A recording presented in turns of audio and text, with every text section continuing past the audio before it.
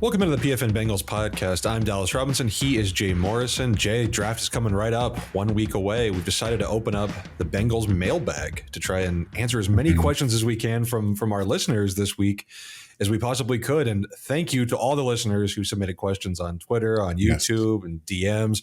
We've got a ton of stuff to talk to, so we will dive in here pretty quickly. But Jay, how's everything going? How was talking to the Bengals coaches and players at the offseason workouts yesterday? How's your week going so far? Yeah, it was great getting back and seeing some of the guys and talking to them. And it's a little different. I don't know for those of you out there who are aware, but they are totally gutting the Bengals locker room.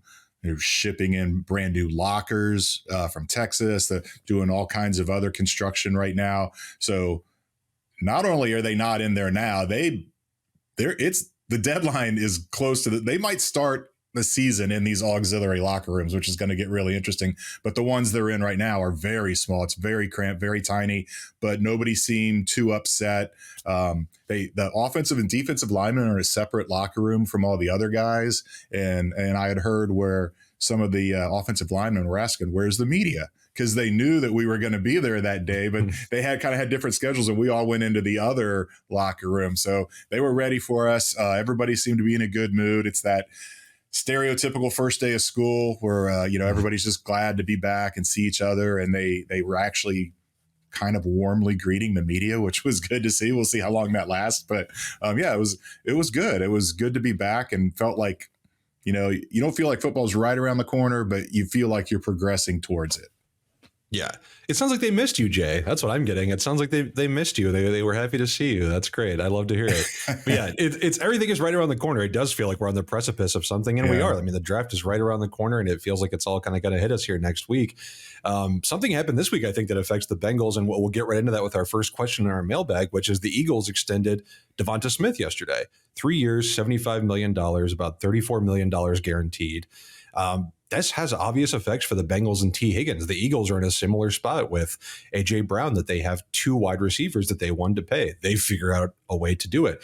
We have a question from Steven here, Jay, that says, with Devonta Smith's new contract coming in around $25 million a year, do you think the Bengals are going to revisit a Tee Higgins extension and offer him a similar contract? Jay, do you think this is something, will this affect how the Bengals view the Tee Higgins situation, or is this too different of a situation to try and compare the Eagles and Bengals?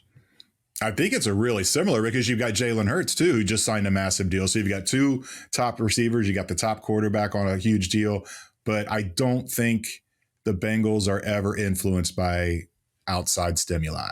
It's they know what they want to do. They've got a value. So in that regard, I don't think the Smith deal has any bearing whatsoever. It's not so much about what T is worth. It's about, is it the right thing to do to pay 2 wide receivers top tier money and a quarterback? And I mean, yes, they would like to keep Tee Higgins here, but they would like it to be on a much more manageable salary than what he's looking for. And it just feels like this is, the swan song. I'd be really surprised if they ended up coming to an extension with them, whether it's this offseason, next offseason. I'd be even more surprised if they traded him. It just feels he kind of ruined his own bargaining power by saying, yeah, I plan on playing for Cincinnati this year. Maybe that's why they shut the interview down right after he said that. But I don't think anything that happens outside of Paycor Stadium affects the Bengals front office too much at all. They've got a plan. They stick to it. And right now, the plan is to let T play on the franchise tag. And we'll see after this year. But I'd be surprised if that plan includes trying to lock up him and Jamar in the same offseason. It's interesting if you look at Devonta Smith's stats and Tee Higgins' stats on a per game basis, they're almost identical from a per game, from receiving, from yards, from touchdowns, all that. The only thing is that Devonta Smith has played about 200 more snaps over his career than Tee Higgins, and Devonta Smith has played 1 fewer season. So he's been far more available than Tee Higgins has. So I think that's something Devonta Smith had going for him.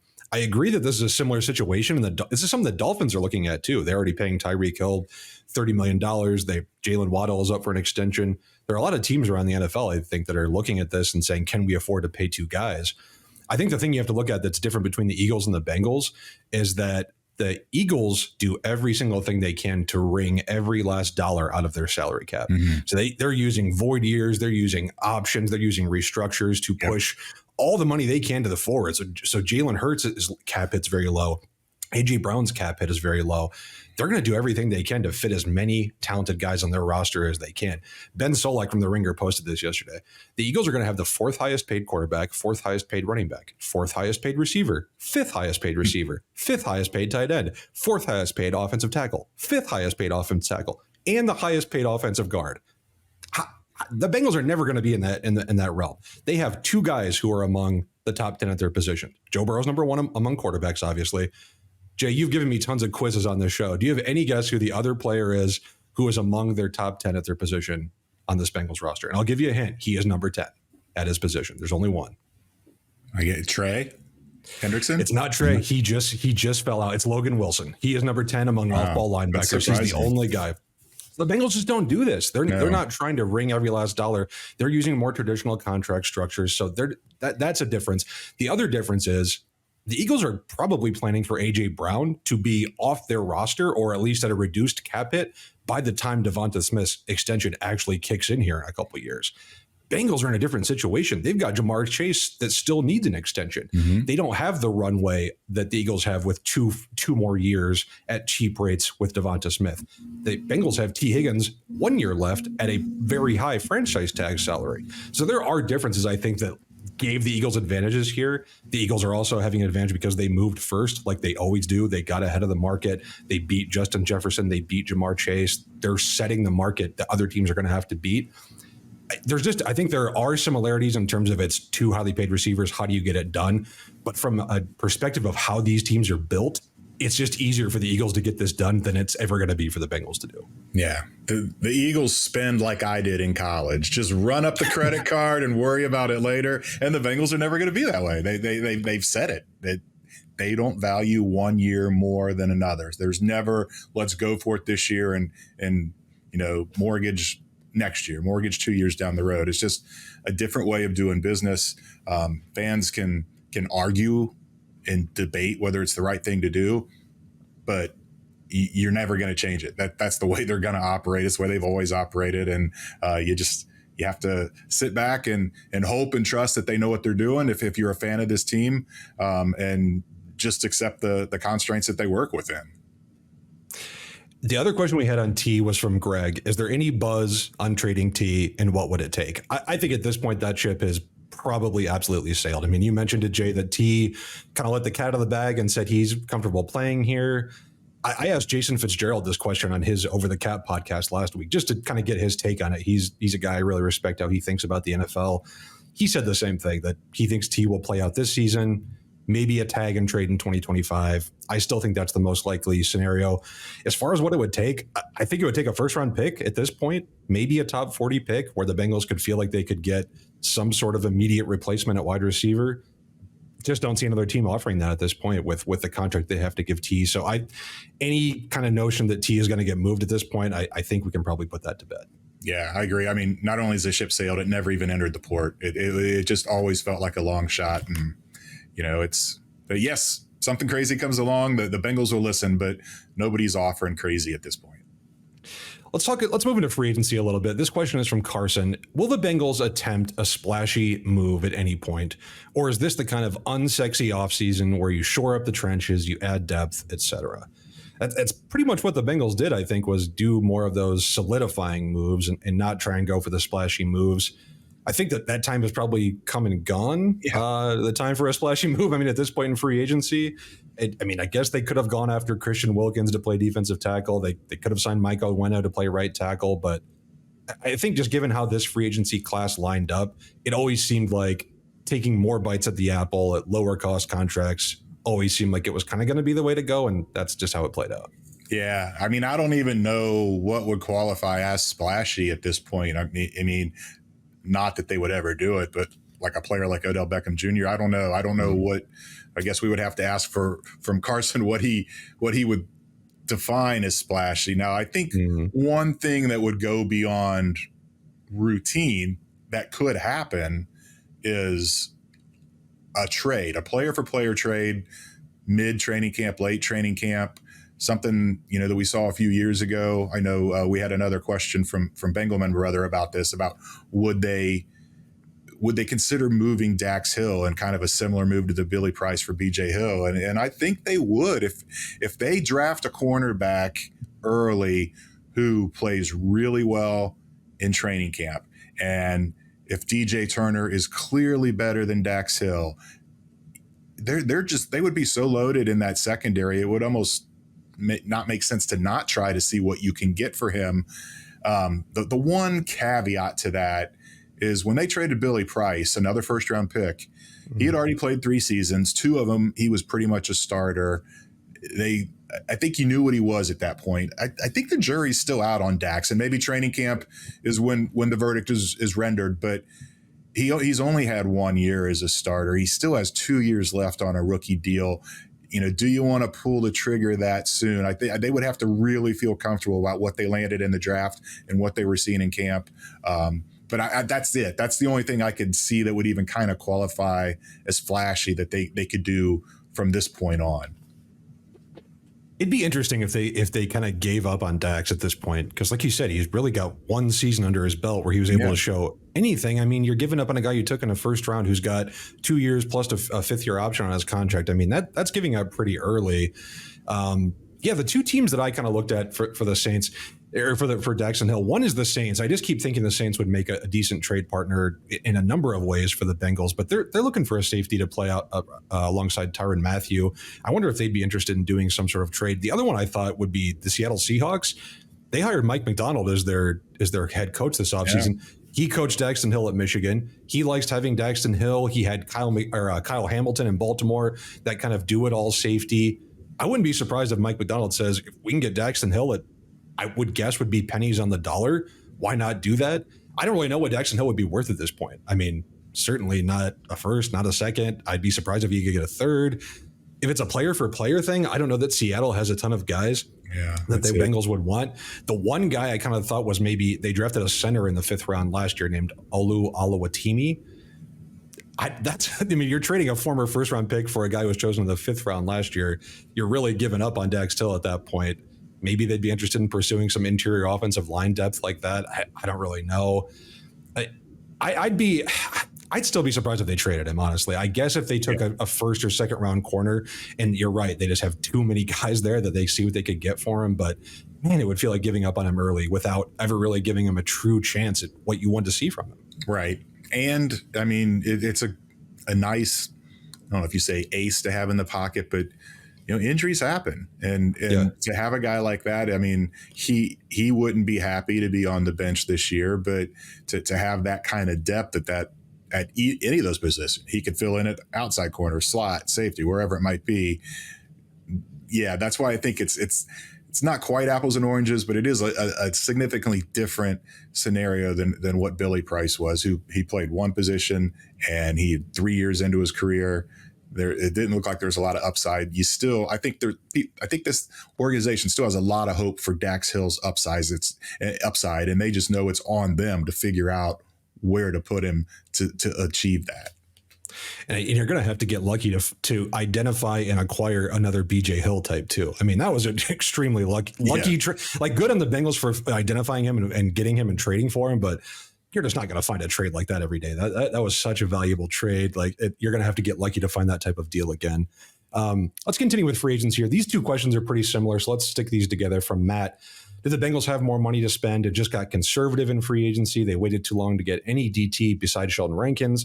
They've been content to let the corner market whittle. Dalton Reisner, a guard, is still in the market. Why aren't the Bengals being more aggressive? And then from Hude, he wanted to know, are there usually good starters who are cut by teams after the draft? He's wondering if the Bengals can pick up any defensive or offensive line help, maybe a corner. So I think in these scenarios, I think there are players the Bengals could still go after. I don't necessarily think they got too conservative in free agency. I mean, I think they papered over a lot of their holes. I think Zach Moss, Mike Gesicki, Trenton Brown, Rankins, Geno Stone, Von Bell, you filled all your significant holes to the point where you can pretty much do what you want in the draft. I don't have any problem with that approach. We've talked in the past that maybe the Bengals could get a little more open to signing guys during the summer leading up to training camp. I think that Matt, who mentioned Dalton Reisner, that's a really good name to throw out there. I think if the Bengals don't draft a guy who can compete with Cordell Volson at left guard, maybe they could go after a guy like Dalton Reisner, a guy like Greg Van Roten, Lucas Patrick, Andrus Peat. There are options out there. If they want to get a defender, Calais Campbell is out there. He's older, but if you want a guy to play on that defensive line, if they do want to take a relatively big swing, I think Stephon Gilmore might be literally the only guy out there who would qualify as like a big swing at this point. Former defensive player of the year, but he's older. Maybe they could sign a Steven Nelson, a Levi Wallace at corner. So I think there are options out there that will be available. And you're right, Hude, who asked this. I think these will be after the draft because most teams at this point are like, who are we going to get in the draft? What are our remaining needs going to be? And who can we get on the cheap once this entire process plays out? So I would not be surprised if they go after one of those kind of names that we mentioned once the draft is over. Yeah. Hude's question, because he was wondering more about, do players get cut after the draft? And Matt, yes, there's going to be guys available that are available right now, but teams typically don't cut players after. I mean, the roster limit's 90. And, even if you draft a guy to be another guy's replacement, you still want that veteran to teach him the way. And there's some value there to have competition. Competition always works out well for the team. So I don't think you're going to see guys getting cut after the draft that the Bengals would be interested in. It'd be more so on that final cut down day after the final preseason game. They will absolutely be looking at the waiver wire then to see if there's anybody they can grab. And as far as waiting too long to spend in free agency, I'm with you. This seemed like a predictable free agency cycle for them where you knew what positions they were going to get. You knew some of the players they were going to get. They went and got them. The having money thing, they always have money because they like to roll it over. They don't view, if you look at over the cap and it says they have 25 million, the Bengals see that more as 12.5 million. They always have this money allocated for contingencies and emergencies that a lot of other teams don't worry about. And it's like, if you walk into you walk into Arby's one day and you have $100 in your pocket, are you going to pay $20 for that Arby's sandwich when the day before you only had $5 and you spent all $5 of it on that sandwich?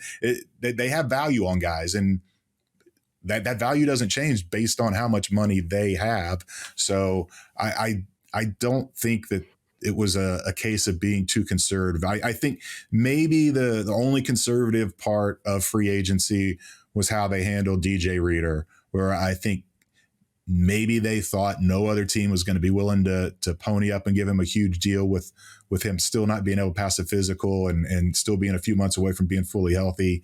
And they got burned on it. It only takes one team, and that's all. Well, the Detroit Lions said, we're willing to do it. And the Bengals really didn't have any meaningful talks, according to DJ. And so I think maybe that's where they got conservative. But as far as who they targeted elsewhere, it all felt predetermined. There was not a lot of surprise in this cycle. One other question along those same lines is from Tony, from someone who is neither an accountant nor an NFL GM. Well, that makes 2 and 3 of us here. I keep hearing the Bengals are sitting on extra cash. Why not just move forward some of the Burrow money to make future years a bit easier? Well, we talked a little bit before about the Bengals not being aggressive with moving money into the future. This would be kind of the opposite of that, moving money into the present to make the future years a little earlier. I guess first I would say they're not sitting on a ton of extra space. Over the Cap says they have $23.6 million in cap space. Like you just said, Jay, they love to roll money over that they can do. They like to have contingencies. Still got to sign their rookie class. They want to have money stashed for practice squad guys, for injured reserve guys, maybe an extension down the road. And they like to have money on top of all that. So there's some money, but it's not like they're sitting on a hoard of cash here. Technically, they could move some money into this season for Burrow. Sure, they could do that if they wanted to. But you don't really see NFL teams do that too often. It would be like you're borrowing it like at a low interest rate. The NFL salary cap is going to keep rising. There's really no reason to put a bunch of money in that current year. Teams like to build these contracts that escalate as the salary cap does. So I just don't see the Bengals, of all teams, I don't see the Bengals choosing to pay more money now when they don't have to.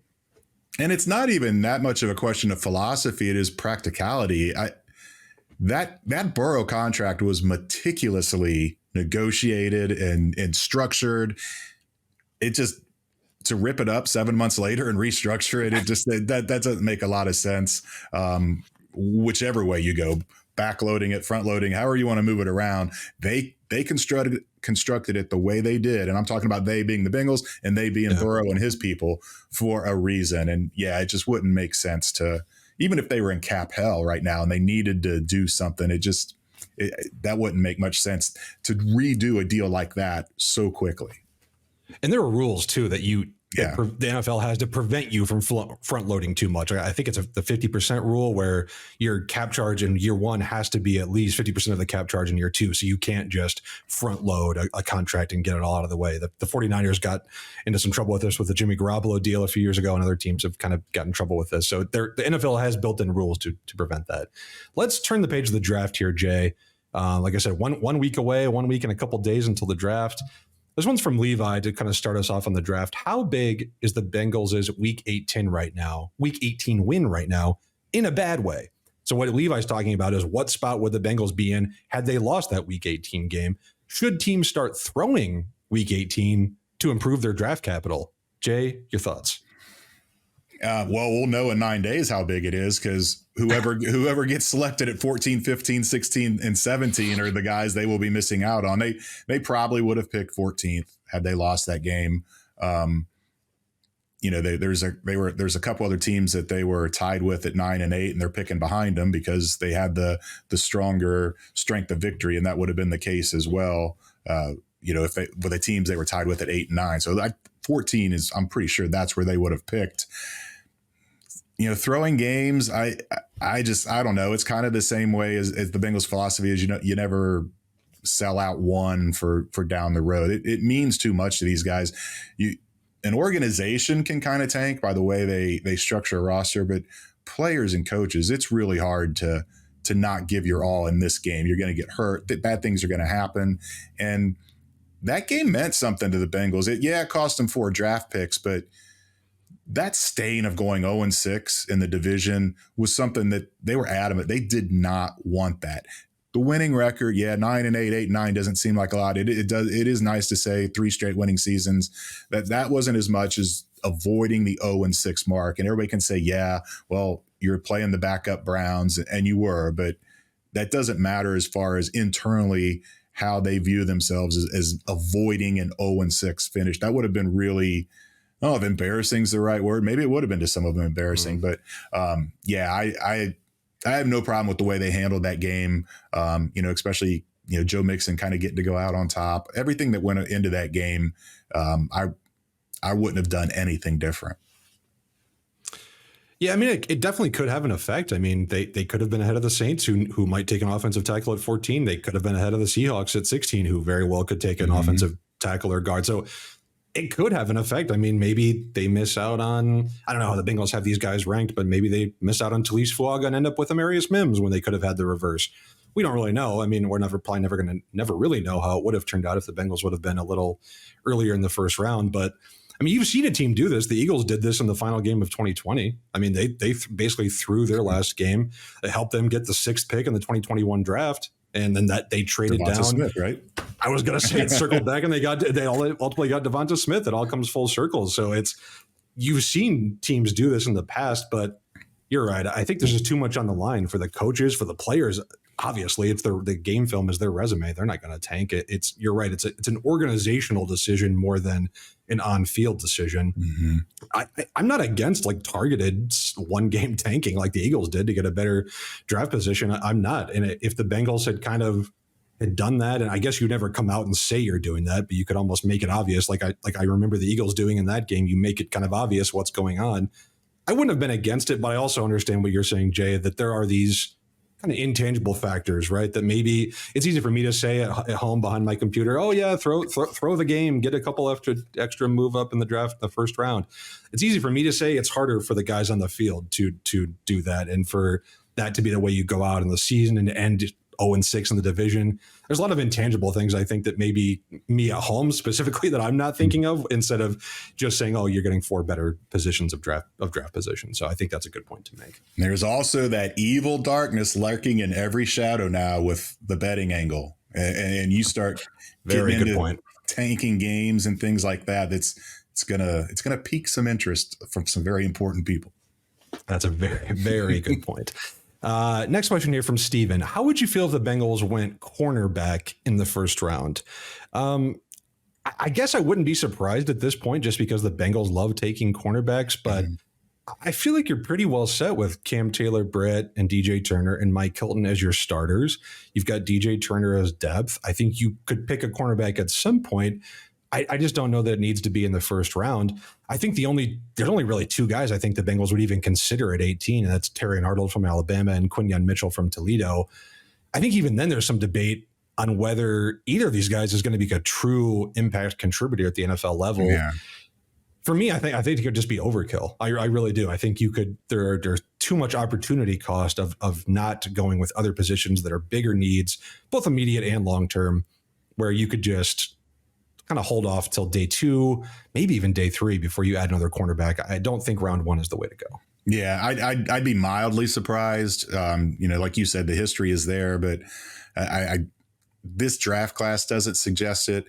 I think it would tell us exactly how they feel about Dax Hill if they went that early on a cornerback, and if they wait really late, then you get the sense that they are feeling good about what they're going to do with Dax Hill and what he's going to become. I don't know, tackle, defensive tackle, wide receiver.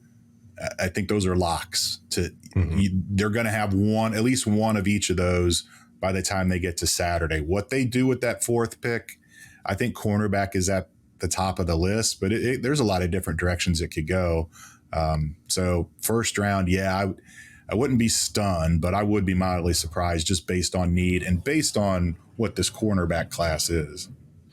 Another question along those same lines from Houday. What position other than quarterback or specialist would you be most unenthused about the Bengals picking in rounds 1 through 3? I mean, I think there's some obvious ones here. I mean, the Bengals are not going to select a linebacker in the first 3 rounds. Like, that's just not going to happen. The Bengals are not going to select a safety in the first 3 rounds. I guess they could take a running back in the first 3 rounds, but I'd be pretty unenthused if that happened. Yeah, I think they could wait on that. I had safety or running back. I would get linebacker if it was a good fit. They are still a little thin at that position, and with the new kickoff rule, and I don't know. It wouldn't stun me to see them do that. But safety and running back were the two I had. Just running back being what it is, and you got Zach Moss, you got Chase Brown. I don't know. And safety, I mean, they're so loaded right now. They're moving a first round pick. So I just can't see them going and getting another one of those. And it's not just first round, but any of those first 3 rounds, those 2 positions primarily would leave me unenthused.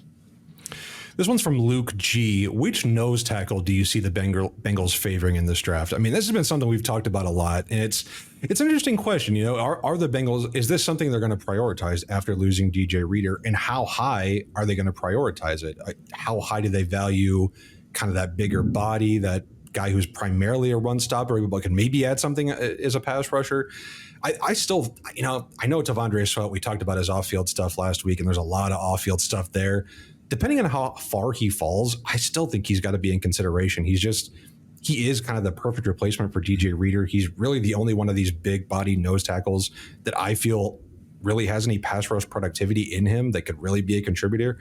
If he's there at the back end of the 3rd, if he falls that far, I really do think he could be in consideration. A couple other guys like McKinley Jackson, I've mentioned him in a couple mocks that we've done. Like, he's fallen a little farther in my eyes, just some of the age-adjusted production stuff that I've seen. He's a little farther down. But there are a lot of mid and late round guys, I think. Justin Rogers, FAUDT Evan Anderson, Jordan Jefferson from LSU, Christian Boyd from Northern Iowa. These are all guys who I think are going to go on day 3 for the most part, who – you're not going to get a DJ Reader right off the bat. You're hoping they could become that at some point.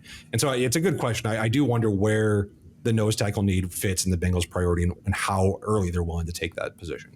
Yeah. And as far as specifically to the question who they favor, I think Sweat is the one everyone favors. He's just clear and above the best one in this class. The question is, what does the DUI or the OVI or however they labeled it on the arrest report, what does that do? And I think, I don't know if the Bengals would fall in this category, but I think some teams maybe yes, it's a red flag, but see it as, well, better to get it out of the way now and hope he learns from it than have it be a Rashee Rice situation where you're counting on the guy and he's already under contract to you and something crazy happens. And I know Rashee wasn't drunk, but just a violation like that, you wonder if you've done your homework on a guy and you feel like it's a solid character person who made a single mistake. There is kind of that notion of better to get it out of the way now, and he's going to learn from it and going to be an exemplary employee moving forward. It's a risk. It's a lot to bank on a young person who made that kind of mistake. But I think Sweat is still, even with the legal issue, still the best available. It's just a matter of where people are going to have him slide. Would he be in play for the Bengals at 49? Even with that, I don't know. But like you said, if they get to that first pick in the third round, their first pick in the third round, and he's still around, I think you got to roll the dice. This one's from Patrick. Is there a top 30 visit that you could see the Bengals reaching for in the second round? Jay, you've been tracking all the top 30 visits on PFN. I don't know if there's a guy in the second round that they would reach for. Is there a guy that stands out to you among their visits you think they could reach for on day two? I mean, Sweat is a visit, and he's projected to go in round two. I guess, again, I would like to get some clarity. When Patrick says reaching, does he mean a guy that everybody else has as like a third or fourth round, but the Bengals really liked him on the visit and they're gonna roll the dice and reach for him? Or does he mean reaching just like I'm reaching for my glass of water right now, just a regular verb? I think Mason Smith is really, and another defensive tackle, but more of a 3-tech. But he's another one that's kind of in that second, third round range that could make sense there. Most of the guys they've brought in are the tackles that are going to go in the first round, and then these later like 5, 6, 7 preferred free agent kind of guys. So I don't see, other than Mason Smith or Tavondre Sweat, a top 30 visit landing with the Bengals in the second round. Yeah, I don't either. I mean, I think a couple of the guys that I just mentioned, Justin Rogers and Evan Anderson, reportedly visited. Those are late round guys. I mean, Washington wide receiver Jalen McMillan reportedly also took a visit. I'm not sure if that's been entirely confirmed, but maybe he's a guy you reach for in round two, but I think he's more round 3 or 4. Yeah. Yeah. So, I mean, I think he's a guy you can probably wait on. So, yeah, I don't know if there's going to be a reach necessarily, but wouldn't be surprised if they end up drafting one of these guys they met with, of course. This one's from Luke. If Joe Burrow tells the Bengals, go get me Brock Bowers, if he drops to 18 or somewhere close to there, would that make a difference? Luke says it's widely accepted that Joe Burrow wanted Jamar Chase in 2021 instead of Penei Sewell. Do you think Joe Burrow would like to get another weapon, especially with Tee Higgins looking like he'll be off this roster? I think the Bengals would certainly take Joe's opinion into account, but I think they're still going to do what's best for the roster regardless of what Joe wants. I mean, if they think an offensive tackle is the best way to go, they'll do it. If they think Brock Bowers is the best way to go, they'll do it. I don't think that they think Brock Bowers is the best way to go. So even if Joe Burrow is saying he really wants Brock Bowers, I think the Bengals would still say, thank you for your opinion, Joe, but we're going to go with a different direction. Yeah. Burrow makes suggestions, not demands. So it's like I can't see him being, oh, you go get this guy. Like he could have been like waffling on Jamar Chase. They were still going to draft Jamar Chase. That was a no brainer. But yeah, I don't know. I don't know how much Joe values the tight ends. He probably sees it the same way the rest of us see it, where he can make any tight end a really good tight end and get him paid. And so first of all, I keep saying this, but any Bowers decision, I think, is moot. I'd be stunned if he falls to 18. He's that good. And somebody, I mean, I know the positional value of tight ends in the first round. It doesn't happen all that often, but just the kind of things you can do with him. I don't think it's going to be an issue. And I don't think Burrow would be in position or has been saying, go get that guy. I'm sure he knows what the offense is. He knows what the offense needs, but I'd be surprised if they land him. I'd be surprised if Burrow, pounded the table for him. It's a fun discussion, but like I said, it's pretty much moot. Yeah, I'm with you. I don't even see him getting to 18. I could see him going to the Jets at 10. I think his floor is probably 15 to the Colts. I don't see him getting to the Bengals in any capacity. Last one on the draft. This is a quick one from Dale. How would you rank these prospects for the Bengals? Troy Fautanu, Talise Fuaga, JC Latham, Amarius Mims, Byron Murphy, Brock Bowers. I'll just give my quick. This is just off the top of my head. I would put these for the Bengals: Fuaga, Latham, Mims, Fautanu. So all the tackles first, and then I would go Byron Murphy and then Brock Bowers last. I don't know, Jay, what's your order on those guys? I flipped Latham and Fuaga. Latham was my 1, Fuaga was my 2. I had again, the verbiage. I just, if ranking them in terms of how good they are, I mean, maybe Bowers is number 1, but ranking them in terms of best fit for the Bengals, yeah, then I've got Bowers last on that list. I got Murphy 3. I got him ahead of Fautanu. And ahead of Mims. I just think there's a lot of question marks there about the lack of playing time. It is. I mean, Ian Cummings is talking about the crazy upside that Mims has. You're not drafting guys in first round for their upside. You're drafting them for what you expect them to be. So that I would get. I still lean towards Latham, but Fuaga is a very close second. Feels like Latham is like hitting a double, whereas Mims is going for the home run. Yeah. And I feel like the Bengals need the double right now. I really do. And so I'm kind of on the same page with you. A couple more questions here. Actually, more than a couple more questions. This one is from Brian. Is it a lock that Jackson Carman is gone if the Bengals take a tackle in round 1 or 2? And how much salary cap would that save if they get rid of Jackson Carman? Let's take the second part first. None of Jackson Carman's base salary is guaranteed. So if they cut him or trade him, it's the same either way. They'd have about $700,000 in dead money, but they'd save about $1.67 million cap and cash. Both of those would be saved. And like I said, if he's traded, same exact thing. Bengals have kept 10 offensive linemen in 3 straight years. I know that thanks to Mr. Jay Morrison's spreadsheet of the Bengals roster by years. So I would not say it's a lock that he's gone, even if the Bengals take a tackle in round 1. I mean, you'd have your starting 5. You'd have the round 1 tackle. You'd have Cody Ford. That's 7 guys. Still need 3 more probably. I don't think that there's anybody else on this offensive line depth chart that would be guaranteed to make the roster over Jackson Carman. I think he'd be competing with Trey Hill, with Dante Smith, Jackson Kirkland, Nate Gilliam. If they draft an interior guy before round 5, that guy's obviously going to make the roster too. So that would be one other guy that make the roster. But I don't think it's a lock that Jackson Carman is gone. I know he's struggled his entire career here. I know a lot of fans are kind of fed up with him, but teams need offensive linemen, and the Bengals don't have a ton of better options that I would say are definitively better than Jackson Carman is the way I would put it. So I don't think it's a lock that he's gone by any means. No, I almost think it's a long shot. Is the savings are so minimal. Say what you want about maybe the Bengals overdrafted him where they did. He still was projected to be 3rd round type of talent.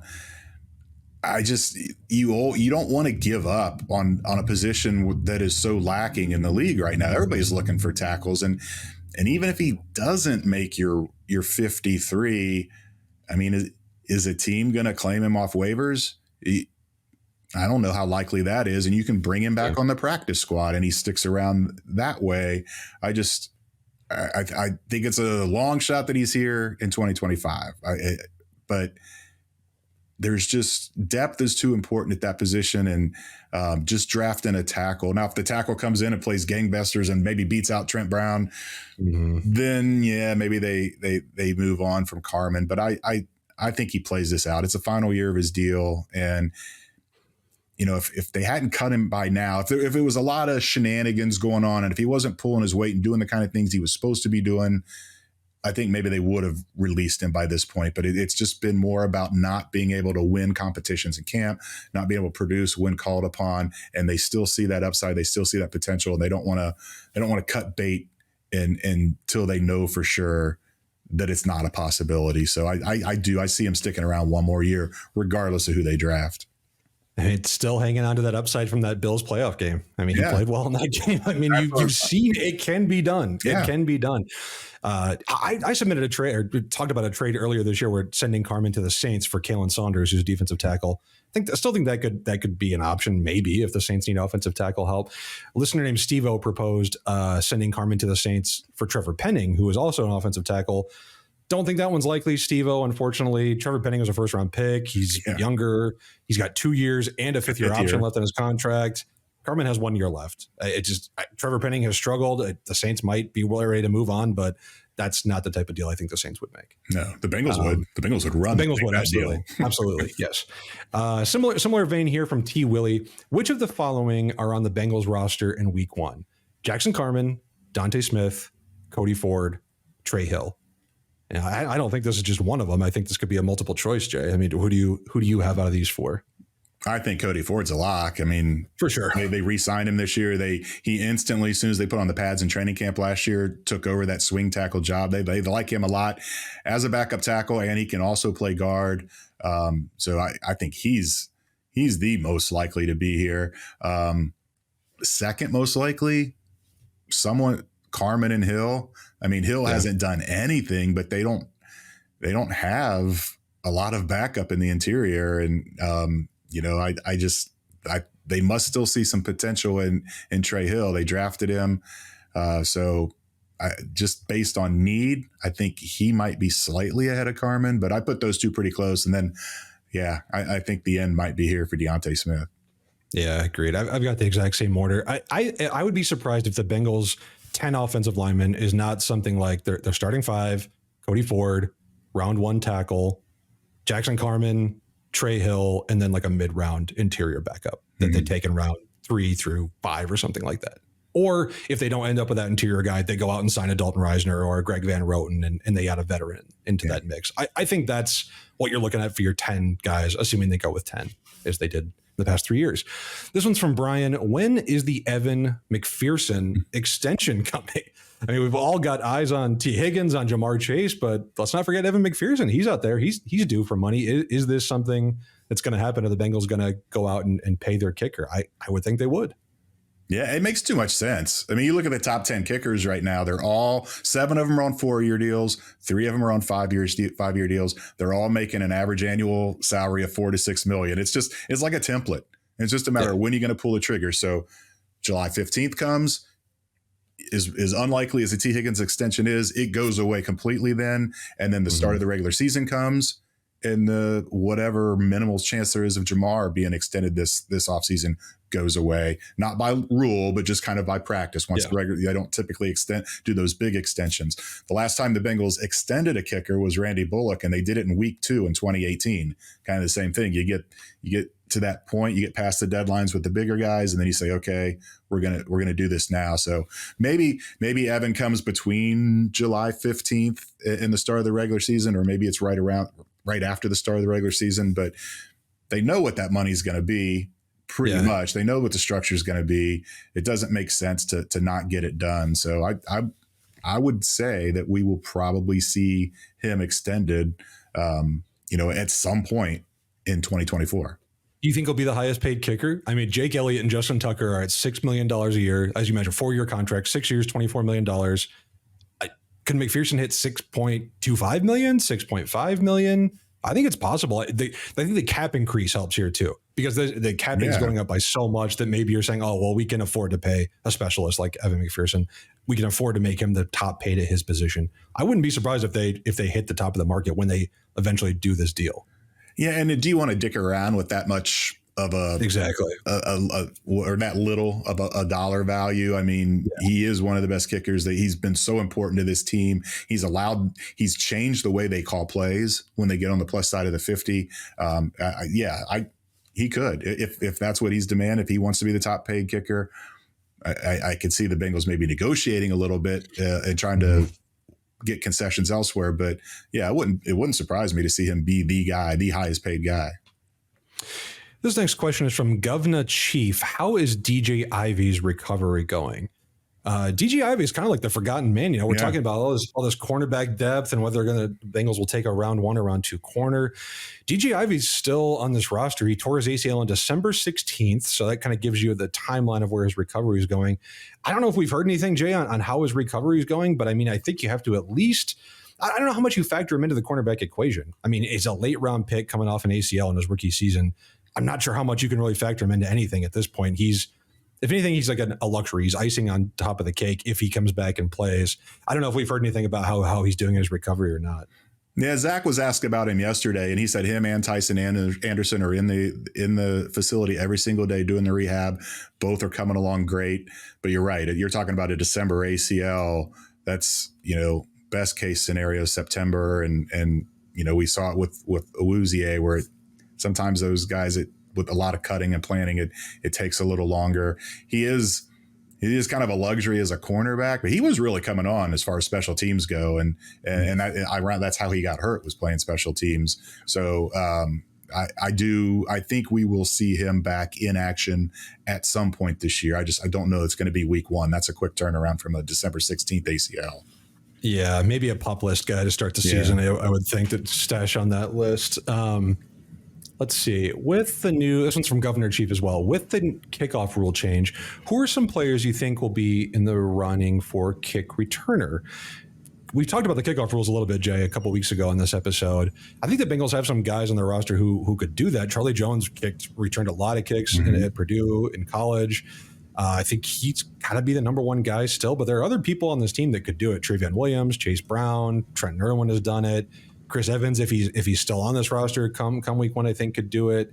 And then I think that maybe they target a guy in the draft, maybe in the late rounds, wide receiver or something. There's specifically a guy who's good, or running back who's good in the return game and who they feel like could really excel with these new rules. So I think Charlie Jones has to be the kind of the leader in the clubhouse, but I wouldn't be surprised if they add a guy in the draft who's really, really good at specifically returning on kickoffs.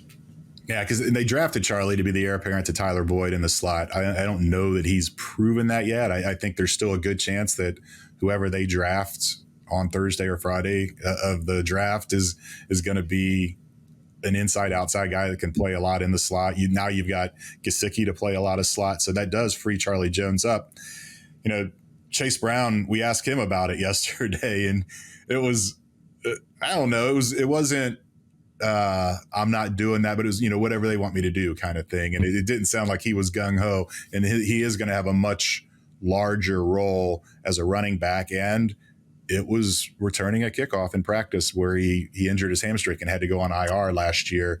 So Darren Simmons made an important point where, you need these guys. I made a mistake here. You guys can all make fun of me. I forgot to plug in my laptop and it's about to die. So you can care. I'm going to grab, we're almost done, but I want to make it to the end. I'm going to grab my power cord.